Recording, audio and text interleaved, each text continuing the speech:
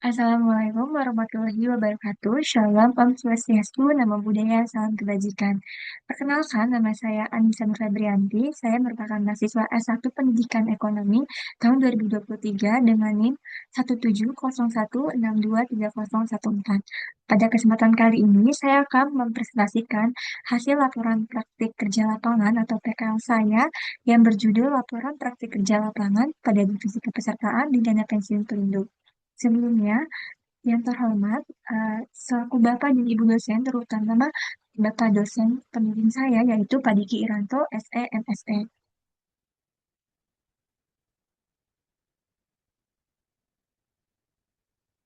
Oke, yang pertama ini ada latar belakang, tujuan, serta manfaat. Nah, untuk latar belakangnya sendiri, itu adalah perkembangan teknologi informasi dan digitalisasi telah mendorong organisasi untuk meningkatkan kualitas pelayanan yang lebih efektif, efisien, dan profesional. Nah, karena kondisi tersebut, mahasiswa itu dituntut selama perkuliahan itu tidak hanya memiliki pengalaman secara teori saja, tetapi juga secara langsung atau eh, bekerja di lapangan seperti itu. Nah, dengan melakukan PKL, mahasiswa itu akan mendapatkan pengalaman yang praktis dan mampu mengembangkan kompetensi, keterampilan, dan kesiapan dalam menghadapi dunia kerja. Lalu, saya memilih dana pensiun Pelindo sebagai tempat untuk belajar saya atau wadah untuk belajar saya sebelum nantinya saya bertemu langsung di dunia pekerjaan itu eh, selama kurang lebih 5 bulan dari bulan Januari sampai bulan Mei 2026. Nah, untuk kerjanya sendiri adalah saya melayani peserta pensiunan di lingkup eh, PT Pelabuhan Indonesia. Lalu saya juga melakukan administrasi kepesertaan seperti updating data dan lain sebagainya. Lalu saya juga diberikan tugas untuk pengelolaan data yang di mana saya akan membuat atau mengelola data itu secara lebih praktis dan lebih terjurus. Jadi misalnya data A untuk keperluan pensiun aktif, data B untuk keperluan pensiun yang pasif seperti itu. Lalu juga ada pemanfaatan teknologi digital dalam mendukung operasional perusahaan. Jadi di sini saya juga diajarkan bagaimana saya eh, berkembang secara digitalisasi yang tadinya saya mungkin kurang paham terkait akses atau fasilitas yang diberikan secara digital karena saya melakukan PKL, jadi saya sedikit mulai paham seperti itu. Nah, jadi dari situ saya tuh dapat mengintegrasikan pengetahuan akademik saya dengan secara uh, bekerja secara profesional seperti itu. Lalu untuk tujuannya itu sendiri adalah memenuhi persyaratan akademik dikarenakan dari fakultas sendiri mewajibkan kami mahasiswa Fakultas Ekonomi dan Bisnis untuk bekerja langsung secara lapangan yang disebut juga dengan praktik kerja lapangan. Lalu yang kedua itu menambah pengalaman dan keterampilan kerja, yang dimana eh, kan dalam dunia perkuliahan itu kita tidak hanya disibukkan dengan berkuliah dan berorganisasi saja, tapi kita juga akan dituntut nantinya untuk sebagai pekerja untuk menghadapi dunia kerja yang memang sesungguhnya seperti itu. Lalu yang ketiga itu ada memahami pelayanan pensiunan dan administrasi kepesertaan. Jadi di sini di hari pertama saya di briefing bagaimana caranya melayani peserta pensiun dan bagaimana saya untuk bisa mempertahankan argumen saya ketika ada pensiunan yang mungkin tidak bisa menerima uh, alasan atau mungkin argumen yang sudah saya berikan. Lalu juga saya diberikan tugas untuk mengadministrasi kepesertaan. Jadi, bila mana memang ada peserta yang melakukan update data secara langsung maupun secara tidak langsung, itu akan saya catat seperti itu. Lalu yang keempat itu menguasai penggunaan aplikasi Green Sky dan aplikasi kartu pensiun yang terutama itu ada di Dana Pensiun Perindo. Nah, untuk Green Sky sendiri ini adalah aplikasi yang dibuat di dana pensiun untuk memasukkan folder seperti berkas data pensiunan, lalu juga memasukkan foto-foto untuk data pensiunan yang nantinya itu akan kita cetak di dalam mesin dan aplikasi kartu pensiun. Lalu yang kelima itu adalah menghubungkan teori dengan praktik di dunia kerja. Jadi salah satunya itu adalah ilmu komunikasi. Jadi dari pelajaran yang sudah saya dapatkan, bagaimana cara yang berkomunikasi dengan baik, saya terapkan langsung di lapangan, bagaimana saya menerapkan ilmu komunikasi saya tersebut dari yang sudah diajarkan di perkuliahan seperti itu. Lalu selanjutnya itu ada profil perusahaan. Nah, jadi di dana pensiun Pelindo ini, dulunya itu adalah dinamakan DP4. Nah, DP4 ini sendiri merupakan badan hukum yang menyelenggarakan program manfaat pensiun pasti. Jadi, di setiap bulan itu, pensiunan akan pasti mendapatkan gaji pokoknya seperti itu. Nah, sebenarnya ada solusi lain kalau misalnya pensiunan tersebut ingin mendapatkan gaji pensiun sekaligus, tapi itu akan ada rulusnya sendiri yang sudah diberikan dari SOP kantor itu sendiri. Nah, lalu kantor ini berada di Jalan Pemuda nomor 1 di Kelurahan Jati di Kecamatan Pulau Gadung, Jakarta Timur. Nah, terus ini juga Dana Pensiun Pelindo itu berkomitmen memberikan jaminan manfaat pensiun secara profesional, transparan, serta berkelanjutan bagi para peserta pensiun yang khususnya itu di lingkup PT Pelabuhan Persero Indonesia seperti itu. Lalu dalam menjalankan operasionalnya, dana pensiun sendiri ini tuh juga berfokus pada pengelolaan kepesertaan, pembayaran manfaat pensiun, lalu pengelolaan investasi juga, serta administrasi dana pensiun yang didukung oleh penerapan teknologi digital seperti yang sudah tadi saya jelaskan, ada aplikasi Green Sky dan aplikasi kartu pensiun. Lalu ada juga melalui tata kelolaan ini tuh perusahaan itu jadi lebih baik dan pelayanan itu bisa berorientasi lebih maju untuk meningkatkan kualitas layanan guna mewujudkan pengelolaan dana pensiun yang lebih efektif, efisien, dan terpercaya. Jadi, di setiap tahunnya, dana pensiun itu akan melakukan evaluasi terkait program-program yang sudah dilaksanakan selama 1 tahun itu, apakah ada yang perlu diperbaiki, atau ada yang perlu dihapus, atau bahkan ada yang perlu ditambahkan, seperti itu.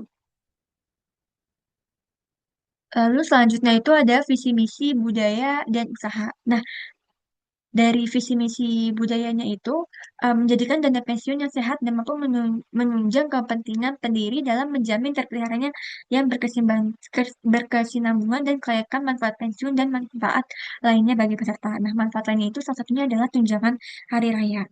Nah, untuk misinya itu adalah menyelenggarakan program pensiun manfaat pensiun pasti setiap bulan, menyelenggarakan sistem penerimaan iuran pensiunan secara tertib dan bertanggung jawab, lalu menyelenggarakan sistem kepesertaan dan pendanaan secara akurat, tertib, dan rapi, lalu mengelola kekayaan melalui kebijakan investasi sesuai dengan arahan investasi dan ketentuan dari OJK itu tersendiri. Lalu yang kelima itu adalah menyelenggarakan pembayaran manfaat pensiun yang berkesinambungan secara tertib, tepat pada orangnya atau tepat sasaran, serta tepat terkait jumlah dan waktunya itu sendiri. Nah, untuk budaya sendiri adalah good pension fund governance, lalu ada akuntabilitas, ada transparansi, ada ketertiban, administrasi, ketepatan pelayanan, dan kehati-hatian dalam investasi. Nah, dalam keenam budaya tersebut, dalam eh, sehari-harinya itu, dana pensiun sendiri itu sudah berusaha untuk melakukan keenam budaya tersebut dengan cukup baik, mulai dari good pension fund governance-nya. Jadi, eh, dana pensiun itu semakin lambat laun akan semakin maju. Lalu di bidang usahanya itu, yang pertama ada pengelolaan program pensiun manfaat pasti di setiap bulan, lalu ada pelayanan kepesertaan dan administrasi peserta, lalu ada pengelolaan investasi dan keuangan dana pensiun. Nah, dari bidang usaha tersebut, dana pensiun akan mendapatkan biaya tambahan untuk mensejahterakan instansinya tersebut karena dana pensiun Pelindo tersebut itu merupakan anak perusahaan, bukan adalah perusahaan yang pusat dari PT Pelabuhan Indonesia. Jadi anak perusahaan ini masih perlu untuk mencari dana seperti itu. Lalu selanjutnya itu ada lingkup pekerjaan. Yang pertama ada yang melayani pensiunan secara offline dan online atau secara langsung dan tidak langsung, memperbarui data peserta, scan dokumen melalui aplikasi Green Sky, lalu mencetak kartu pensiun melalui aplikasi kartu pensiun, lalu mencatat surat masuk dan surat keluar. Yang terakhir adalah follow up kelengkapan dokumen pensiun. Lalu untuk pelaksanaan dari PKL tersebut, yang pertama itu dari pelayanan pensiunan offline dan online. Nah, dari yang pertama ini adalah memberikan informasi dan bantuan kepada pensiunan sesuai kebutuhan layanan yang diajukan. Lalu pelayanan dilakukan secara responsif. Nah, tujuannya itu adalah agar kebutuhan peserta ini dapat segera ditangani. Jadi, sebisa mungkin kami, terutama saya sebagai uh, mahasiswa praktik kerja lapangan, bukan siswa magang, untuk batas secara responsif. Nah, outputnya itu adalah kebutuhan peserta itu dapat terpenuhi dan pelayanan berjalan dengan lancar serta efektif. Lalu yang kedua itu adalah update dan verifikasi data pensiun.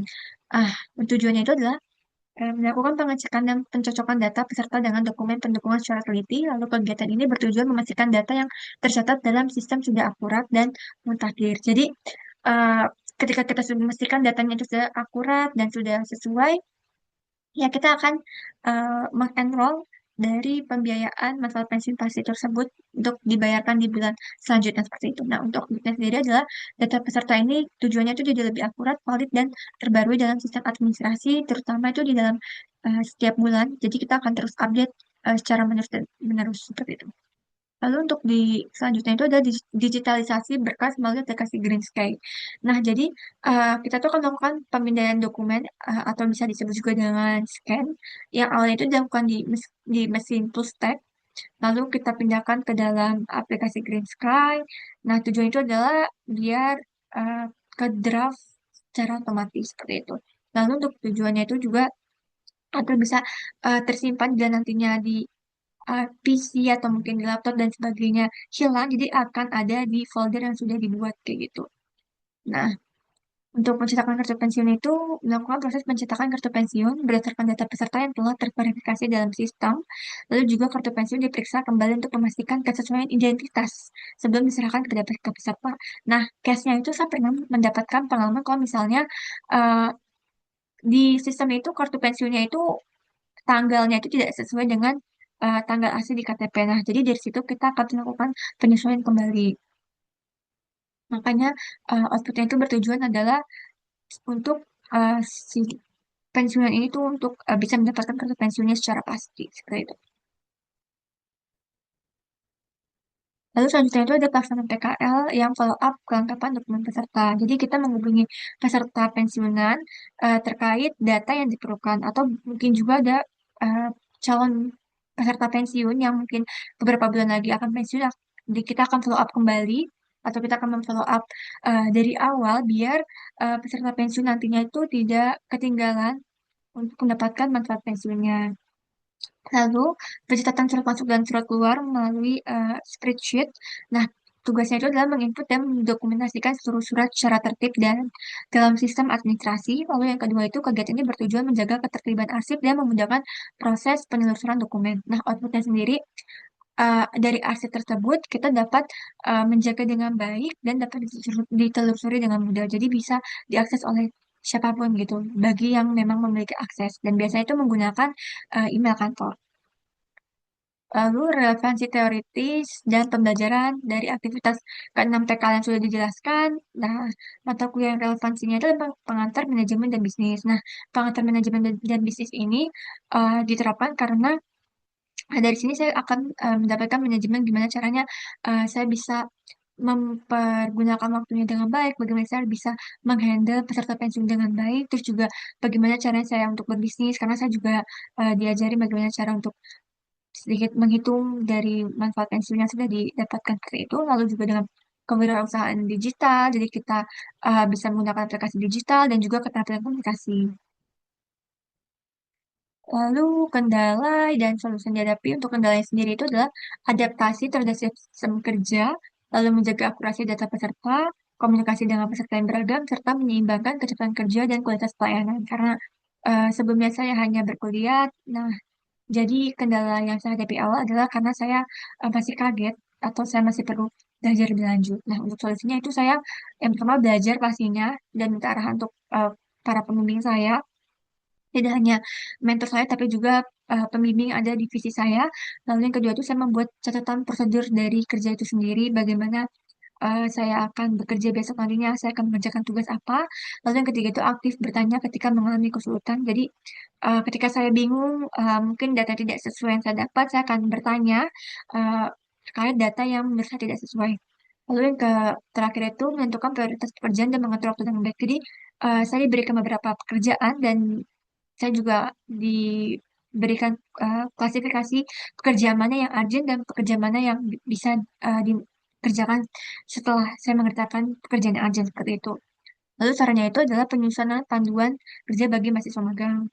Nah, karena tidak ada seperti kayak SOP atau berkas untuk khususnya anak magang, jadi uh, saya diajarinya itu mungkin secara bicara langsung. Jadi mungkin di situ ada beberapa penjelasan yang saya tidak ingat semuanya seperti itu. Lalu yang kedua itu ada standarisasi prosedur administrasi. Mungkin lebih ditingkatkan lagi efisiensinya. Lalu yang ketiga itu adalah template komunikasi dan follow up dokumen. Nah, terkadang ada keperluan yang mendesak itu saya sampai membuat template yang terbaru, lalu saya harus menunggu ACC dari mentor saya. Nah, itu mungkin bisa lebih dipersiapkan lagi terkait template komunikasinya. Lalu adalah memonitoring tugas harian dan prioritas kerja.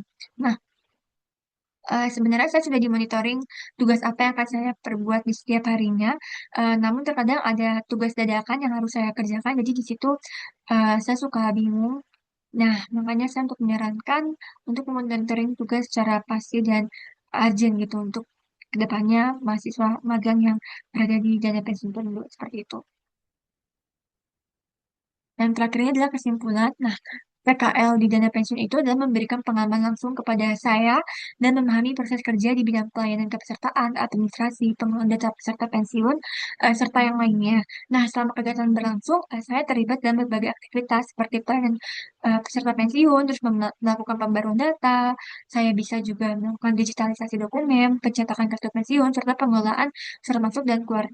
Ya, seluruhnya itu adalah mendukung kelancaran operasional perusahaan. Nah, secara keseluruhan juga, kegiatan PKL ini adalah memberikan kontribusi dalam meningkatkan kemampuan praktikan, terutama untuk saya sendiri, karena dari keterampilan teknis, ketelitian, komunikasi, maupun pemahaman, saya ini jadi lebih paham terhadap sistem kerja profesional yang sesungguhnya di dalam dunia kerja. Nah, selain itu juga PKL ini membantu untuk menghubungkan teori yang diperoleh dari perkuliahan dengan praktik di dunia kerja, sehingga saya lebih siap menghadapi tuntutan kerja di masa yang akan datang. Nah, karena untuk dunia kerja yang sudah tadi saya jelaskan tidak hanya membutuhkan secara teori tapi juga secara langsung, yaitu dengan cara praktik di dunia kantor atau perusahaan.